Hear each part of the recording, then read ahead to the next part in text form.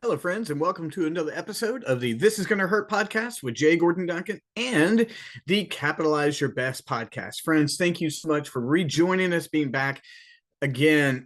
Just continue to do this for 6 or 7 years, 550 plus episodes on This Is Gonna Hurt. And I believe this is episode 30 on Capitalize Your Best. And you might notice something different. And that's the background, but I'm not going to talk about it yet. First of all, thank you everyone for tuning into last week's episodes. I've been recapping my experience on the 50 miler. And before that, I had a couple of interviews. And so just you guys have been really faithful. But you may be wondering what in the world is going on behind me. A couple things. It ties into the podcast. So I'm going to cover today 3 rock star biographies or autobiographies that are essential for understanding marketing. This is just, I'm going to lean more into this. I always tell folks that my fivefold brand is marketing, my family, running, coffee, and some pop culture. And I've started doing a series on TikTok where we're watching Mad Men, and I'm talking about the lessons there.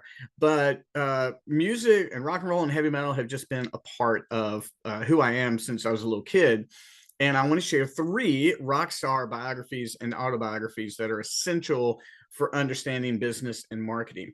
And the reason I'm showing you background now, usually when I record my podcast, I'm facing this direction. The lighting is better in this direction. But this past week, I was doing a capitalized coaching call, which I invite you every Thursday at 11 a.m. To join us at a capitalized coaching call. You'll find the website on my Facebook intro. And I needed to unblur the background to demonstrate something. And Ron Riddle, who's a good friend and a client, said, I like the background. And I was like, well, thanks. This is my corner office.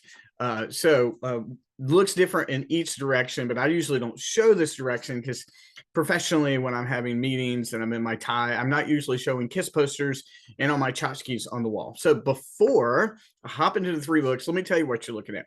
This, which hard direction, this over here is a puzzle that Emma and I put together of KISS album covers. The poster behind me is a poster that Meredith found at a thrift store. The clock behind me was a gift from my old partner Vince that I know my friend Nancy picked out. And on the bookshelves, I have books, tchotchkes, I've got autographs, I've got awards from running. That's just a mishmash. At the very top, that bottle of champagne is from the recent 50 miler. The Marine Corps emblem you see up there was my award for winning the Masters division of the Devil Dog Double. That's my autographed copy of Ace Frehley's autobiography. So this is my nerd corner, and it plays a part, guys. I just love music. I love movies, and I just grew up as a diehard member of the KISS Army. I just loved KISS my entire life. I recognize their cheesiness and their bombasticness, but guys, I will say this: they are geniuses at marketing. If someone at my age is still putting together KISS puzzles with their daughter, then you've done something right in marketing.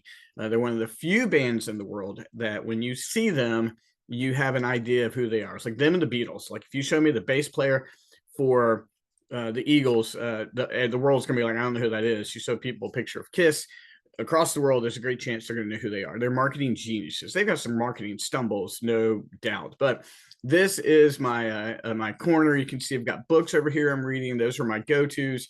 I believe that is Gary Vee's recent book, Alex Hormozi's recent book, and that is also Robert Greene's Daily Reader. Those are go-tos for me. But this is my corner. So today I want to share with you 3 rock star autobiographies or biographies that are essential for understanding marketing and business. And I think these are off the beaten path. I really do. I know that at least one of them was a New York Times bestseller. I know one did very well and one was self-published. And I know the author of one of them. So I'm looking forward to sharing these with you. But let's hop in. You guys ready? You guys having fun? So I'm going to start with this. This book is called Kiss and Sell. This is going to be the only Kiss related book. And this is by C.K. Lendt. And he traveled and he was the business manager for KISS for a long time. Now, I've read almost every KISS book ever. I've read all their autobiographies. I've read books about them. Aside from them being fascinating as people, again, marketing geniuses, what they did was created, has never been, been people who've imitated them, but, you don't know the 9 members of Slipknot's, face. And so this book really covers their reunion. So Kiss started in 73, or at least their album came out in 73.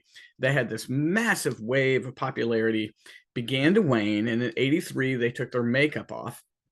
That lasted until 96, when the original members got back on, and then from 96 to 01 they had this amazing tear.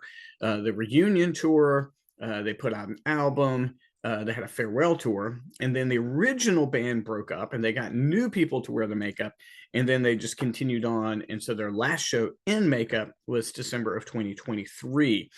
And so they continue, they've got avatars coming out, they continue to churn out the machine. As a kid, they were selling action figures, bubble gum, you name it. I mean, there were so many. I mean, they were just churning it out, and they became like Scooby-Doo.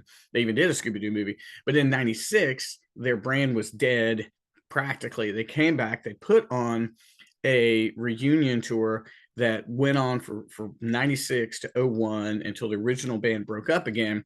And this book talks about what they did to bring them back together, and a lot of what succeeded and caused turmoil in the band. There's some great pictures in there, but it really is, it's something. I thought it did a great job of talking about who they were and where they went. And it's an insider's viewpoint. Again, C.K. Lendt was their business manager for a little while. He also worked with like Diana Ross and the Isley Brothers and that kind of thing. So it's a kiss and sell, which means it's a little bit of a tell-all book. But I just think if you want to read a story about how you rebrand and how you capture some old success, and then how you grab new popularity and new fans, this book is a fun read. If you like in any way Kiss, you're going to love it. If you don't, this is going to be an interesting read for you. But I highly recommend this book. I thought about recommending Gene Simmons' autobiography, which I think was came out in, I think, 03, and that book played a pivotal part in starting my very first business. But I wanted to go with Kiss and Sell. I think it's a good book. So I think it offers a picture, interestingly, behind the scenes of, like I said, reforming, recapturing magic, grabbing new fans, and going from there. Next book I'm going to recommend is called Twisted Business. Now, this book is written by J.J. French. He's a guitar player for the band Twisted Sister. We're Not Gonna Take It, I Want to Rock, 2 of the most licensed songs in the face of the planet. And Twisted Sister ground it out for years. And then in the 80s had just a white hot heat of popularity in the MTV era, their outrageous makeup, their videos. And then when their next album came out, it just plummeted. They eventually did a reunion tour, and then they reformed around 9/11 to raise money, and then they did an official farewell tour. Their drummer died, and they finished things on out. And so, as of yet, they have never reunited, and Dee Snider, the lead singer, says they never will. J.J. French was there from the beginning, and he was their business manager. And so this book is really about the backside of business. It is a lot about how you brand and market yourself. J.J. French is just going to talk about the hard work that's necessary. You will not argue with that when you hear how hard they work to break it, to finally get that moment, of popularity. What happened when everything fell apart and they filed bankruptcy and they hated each other and their reunion. It's just, if you are a rock fan at all, this book is interesting. But this intention of this is to go into business. And so if you want to understand marketing and business and hear it from a musician's perspective, this is a fun book. And of course, if you grew up in that era, there's some great photos in there. There's some black and whites. There's some color photos in there. It's going to do a lot to give you a sense. And for me, it was just really nostalgic and go back in that. Because again, I liked Twisted Sister before they broke. And I like their albums Under the Blade and You Can't Stop Rock and Roll. And I know I'm bored some of you who don't know the details. And Stay Hungry was huge. And I actually hung in there for Come Out and Play. And then Love Is for Suckers. Like I stayed in there for the whole thing. And you know what really reunited their popularity is when they remade We're Not Gonna Take It. And they put out a Christmas album. Because We're Not Gonna Take It, We're Not Gonna Take It is the same melody as Oh Come All Ye Faithful. So essentially it's just a public domain melody they lifted, and so they just remade "Oh Come All You Faithful." They took it from "We're Not Going to Take It." So this one is fantastic, and I hope I just blew your mind that for those of you that did not know, "We're Not Gonna Take It" is the same as "Oh Come All You Faithful." So good stuff. Get this one. This one is just a wonderful book. There's a similar book to this by Dave Ellefson, of the bass player from Megadeth. And it went really deep into the music industry. It was really more into the math and the numbers. Not as popular book as some of his others. He's written, I think, 2 or 3 since then.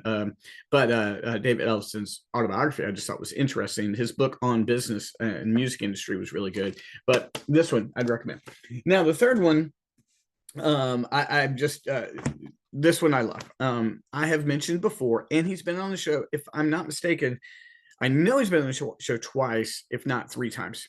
My buddy, Pete Evick. Pete Evick lives in Manassas, Virginia, and he owns Shining Soul Candle Company. And a lot of times you can just go to downtown Manassas and walk in, and Pete's going to be in there. But Pete is a rock star. He is also the guitar player for Bret Michaels of Poison.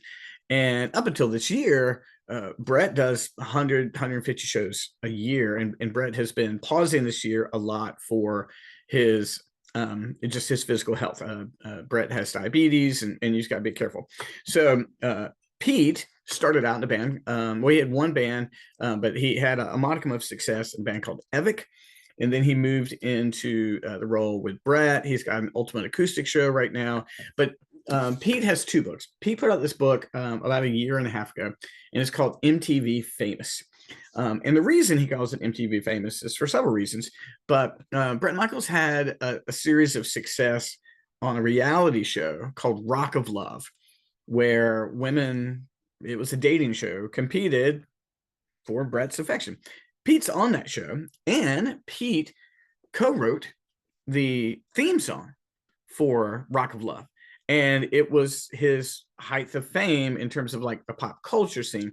Now he's still playing in front of 10,000 people with Bret. In fact, he's getting ready to go on tour with Def Leppard with them. And so he's continued. Most down-to-earth fun guy in the world. But MTV Famous is the grind. It just shows what he did to make it, the show after show. And Pete's got a great memory, and he just says everything. He is not hesitant to tell the truth. And this is a really good read. But if you want to understand marketing and really the hard work behind building something, MTV Famous, it's in hardback. I believe, I'm not mistaken, you can probably order it directly from Pete for an autobiography. If you're local, I can try to get you an autographed copy. Pete's just the best guy. He really is. Like I said, he was on my show. I just messaged him on Facebook one time, and he came on the show. He came on again after Eddie Van Halen passed, because Pete's just a massive Eddie Van Halen fan, as we all are and should be. And I believe he's on the show one more time after that. But guys, MTV Famous is just a great read. I wanted to find 3 books that were probably outside your normal, how to make it in the music industry type books. And these, of course, are ones that I've read, and they're ones that mean a lot to me. They're not just, hey, this is my life. These are books that actually detail what it looks like to build a business. So let me give them to you again. I'm going to start with Kiss and Sell. Kiss and Sell by C.K. Lendt. That's Lendt. I'll try to include all these in the show notes. Good read. But you can find this book for cheap, typically on Amazon. Twisted Business by J.J. French of Twisted Sister, just telling us the story of building their entire business, watching it fall apart, and then what they did at the end. They recently, by the way, just sold the remaining of their publishing rights, and the numbers were not shared, but I think they just really killed it because they've just got some songs that people love putting in movies. And then my third recommendation is my buddy's Pete Evick's book, MTV Famous. This is a good cover. This book is designed really well, really good. But that's by Pete Evick, Evick. Check out anything Pete has done. And it's worth it. So guys, this is my dip into some pop culture.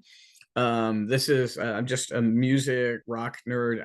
I don't have any apologies for it. I absolutely love it. This is my little twisted corner here. It goes all the way around. I'm not really like a collector. Like, I don't have a bunch of toys. But you know, people give me things, and every now and then I'll see something I'll pick up. But the puzzle and the poster are Emma and Meredith, and like I said, the clock here is was a gift. And then, you know, a few things here on the shelf here. So guys, thanks for tuning in. Let me know what you think about this book. This episode is a little bit different.